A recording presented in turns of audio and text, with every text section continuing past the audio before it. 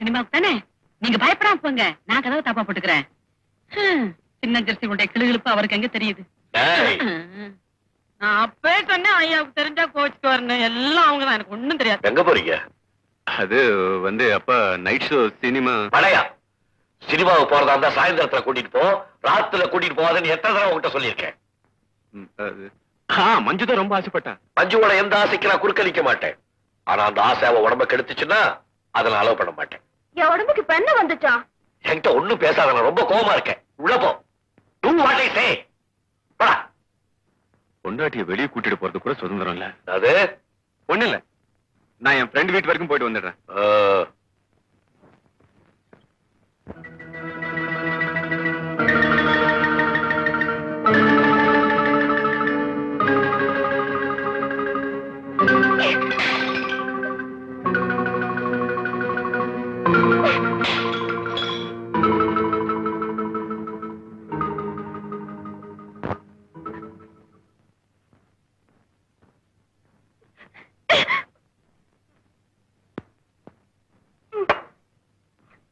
உடைக்க வேண்டியதெல்லாம் உடைச்சாச்சு இல்ல, அப்புறம் என்ன?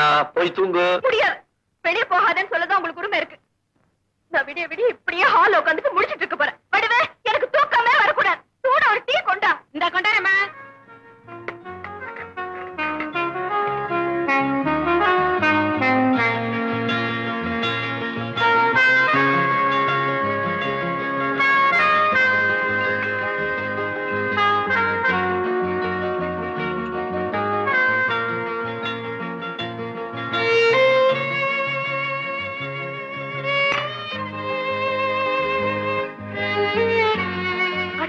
மரும பொண்ணு மாசம் 5 நாள் தானே புருஷனோட இருக்கா அப்படின்னு ஈவு யாருக்கும் இருக்கணும். எங்க இருக்கு? மனுஷனோட கண்ணை தோண்டி தோண்டி உணர்ச்சிகளே செத்து போச்சு. தொழில் அப்படி. பெரிய டாக்டர். வெளியே போகாத, உடம்பு கெட்டு போயிடும். நேரத்துக்கு சாப்பிடு, உடம்பு கெட்டு போயிடும். கண்ணு முழிக்காத, உடம்பு கெட்டு போயிடும். உடம்பு சரியில்லைன்னா யாராவது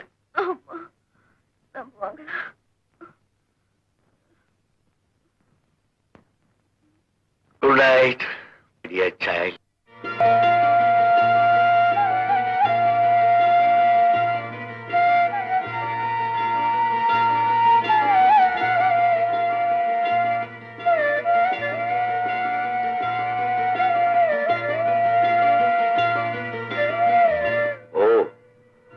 மருமகளுக்கு இன்னும் கோபம் தீரல போல இருக்கு.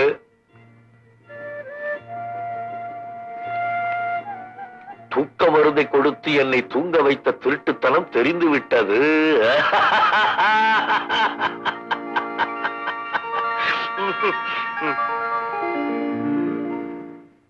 நல்லது, புதுக்கொடி இருக்கிற கொடியெல்லாம் பத்தாதா? வடை, சட்னி, குறிப்பு, கவனம், உரைப்பு அதிகம். இட்லி. ஓ, என் கூட பேச மாட்டாளா மருமக பொண்ணு? நல்லா இருக்கு. நான் பரிமாறட்டா? இத்தனை நாளா நீயா இந்த வேலையை செஞ்ச? இல்ல. உனக்கு ஒரு கதை சொல்லட்டுமா? என்ன? நம்ம நாட்டுல ஒரு ஸ்டேட்ல புதுசா மந்திரி சபை அமைச்சாங்களாம். அதுல ஒரு சீஃப் மினிஸ்டர் இருந்தாராம். அவர் எதுக்கு எடுத்தாலும் அர்த்தம் முடியாம கோச்சுக்குவாராம். என் பேர்ல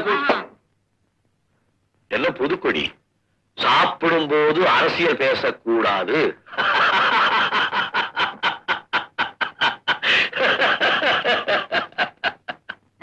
சாப்பிடுறாரு. சாப்பிட்டுக்கிட்டே அந்த கையால காப்பி எடுத்து ஊத்துறாரு. சக்கரை அவ்வளவு போட்டுக்கிறாரு. ஒரே ஒரு ஸ்பூன் தான் போடுறாரு. கலக்குறாரு, குடிக்கிறாரு, தட்டிலேயே கை கழுவுறாரு, எந்திரிக்கிறாரு, புறப்பட்டார்.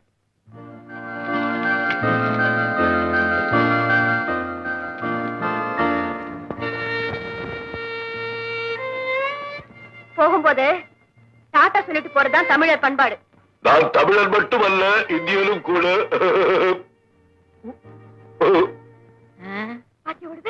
சொல்லிக்காம போற.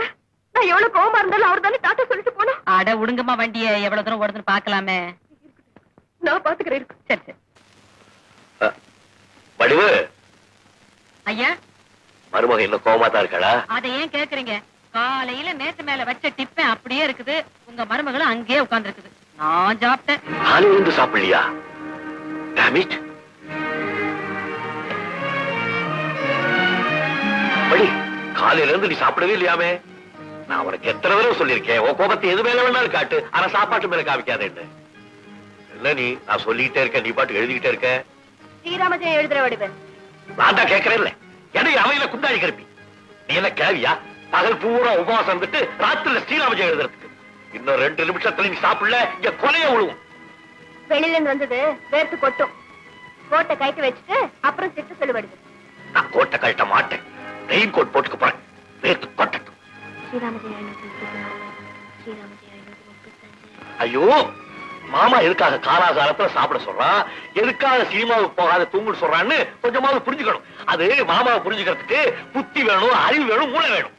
புத்தி, அறிவு, மூளை எல்லாம் நிறைய இருக்குன்னு சொல்லிவிடுது. கடைசியா கேட்கிறேன், இப்படி சாப்பிட போறியா இல்லையா?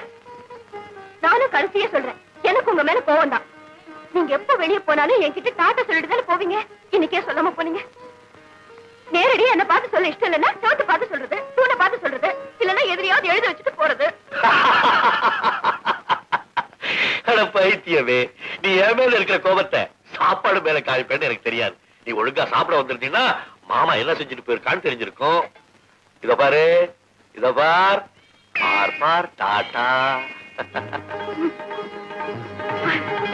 I'm very sorry, Mama. I'm sorry.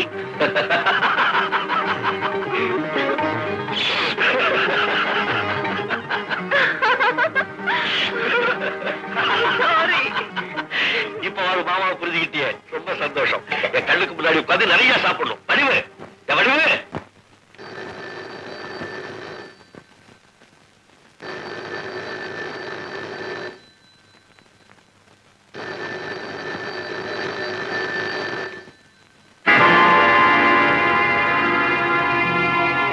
யாருப்பா?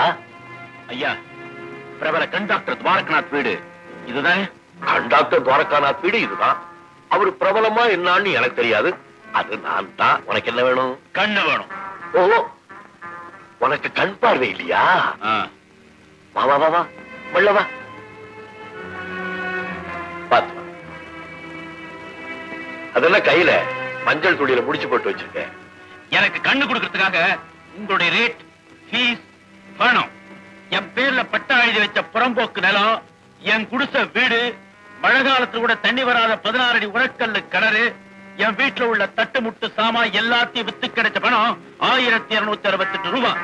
அதுல 30 ரூபாய்க்கு இந்த அருவாளை வாங்கினேன், 2 ரூபாய் கொடுத்து சாண பிடிச்சேன். மிச்ச பணத்தை இந்த மஞ்சள் துணியில கட்டி உங்களுக்கு காணிக்கையா கொண்டு வந்திருக்கிறேன். இதை வச்சுக்கிட்டு எனக்கு கண்ணு கொடுங்க. 2 கண்ணு முடியலன்னா 1 கண்ணாவது கொடுங்க. அதுவும் முடியலன்னா வாடகைக்கு 1 வாரத்துக்காவது கண்ணு கொடுங்க. கையில அறிவாளை வச்சுக்கிட்டு கேக்குறியே, கொடுக்காம இருக்க முடியுமா? கொடுக்குறேன்ப்பா.